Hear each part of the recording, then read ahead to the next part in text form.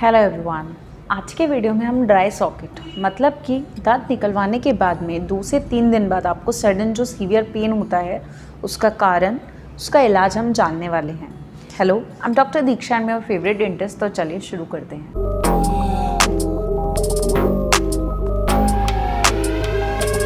कई बार कुछ लोगों के साथ में एक्सपीरियंस होता है कि वो जब दांत निकलवाते हैं उसके 2 से 5 दिन बाद में उन्हें सीवियर पेन स्टार्ट हो जाता है, जिसका रीज़न ड्राई सॉकेट होता है। आज हम यही जानेंगे कि ड्राई सॉकेट एक्चुअल में होता क्या है, उसका कारण क्या होता है और उसका ट्रीटमेंट क्या होता है।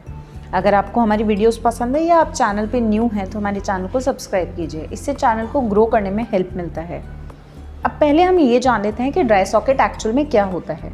अगर मैं आपको सिंपल लैंग्वेज में बताऊं तो ड्राई का मतलब सूखना एंड सॉकेट मतलब जिस एरिया से आपका जो रूट है, टीथ का रूट है, वो निकला है, वो बोन का जो स्ट्रक्चर है वो एक तरीके से सूख गया है, ड्राई हो गया है, वहाँ पर जो ब्लड सप्लाई है वो आना लगभग बंद हो गई है। ऐसी कंडीशन में आपको सीवियर पेन स्टार्ट हो जाता है, इसीलिए इसे एल्वियोलर ऑस्टाइटिस भी बोला जाता है। अब हम ये जान लेते हैं कि किस वजह से होता है। जब आप दांत निकलवाते हैं तो डेंटिस्ट आपको कुछ सलाह देते हैं। उसमें पहली सलाह होती है कि आप स्पेशली 24 से 48 घंटे तक थूकें ना। अगर आपने नॉर्मल दांत निकलवाए तो हम 24 घंटे के लिए बोलते हैं कि आप 24 घंटे के लिए थूकेंगे नहीं। अगर आपको थूकना पड़ रहा है तो बहुत धीरे से स्प्रेड करेंगे, बिकॉज़ अगर आप उस एरिया से प्रेशर से थूकते हैं तो जो क्लॉट है, ब्लड क्लॉट, वो हटने के चांसेस होते हैं। ऐसे में ड्राई सॉकेट हो सकता है।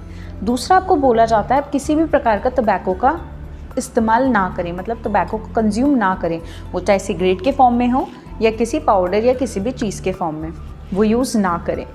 तीसरी चीज़, आपको बोला जाता है आप स्ट्रॉ का भी यूज़ ना करें। जो भी आप जूस पी रहे हैं, इन सब से प्रेशर, नेगेटिव प्रेशर क्रिएट होता है जो आपके क्लॉट को हटाने के लिए जिम्मेदार हो सकता है।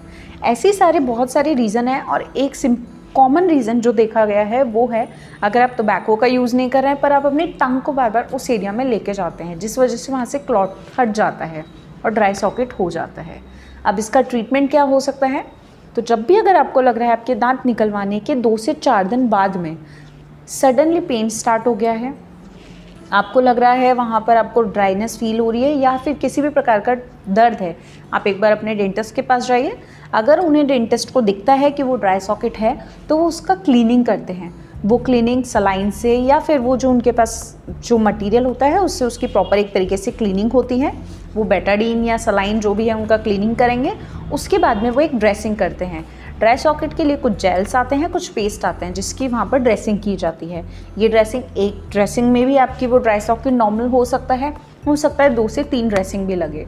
ऐसा करने पर आपका जो ड्राई सॉकेट हुआ है वहाँ पर वापस से नर्व सप्लाई और जो ब्लड सप्लाई है वो आना शुरू हो जाती है और वो जो दर्द है आपका वो बंद होने लगता है।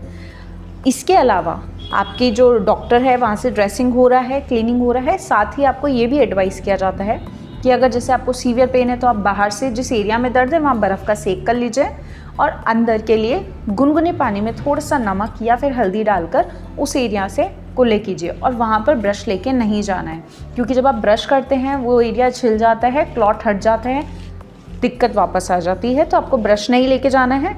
आप खाना खा रहे हैं, आप कुल्ला कीजिए, वहाँ की गंदगी हट जाएगी।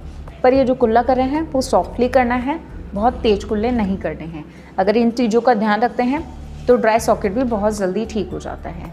Thank you. अगर आपको कोई भी डाउट है तो आप हमें कमेंट सेक्शन में बता सकते हैं या इंस्टाग्राम पे कमेंट भी, वो जो मैसेजेस हैं वो भी आप हमें कर सकते हैं।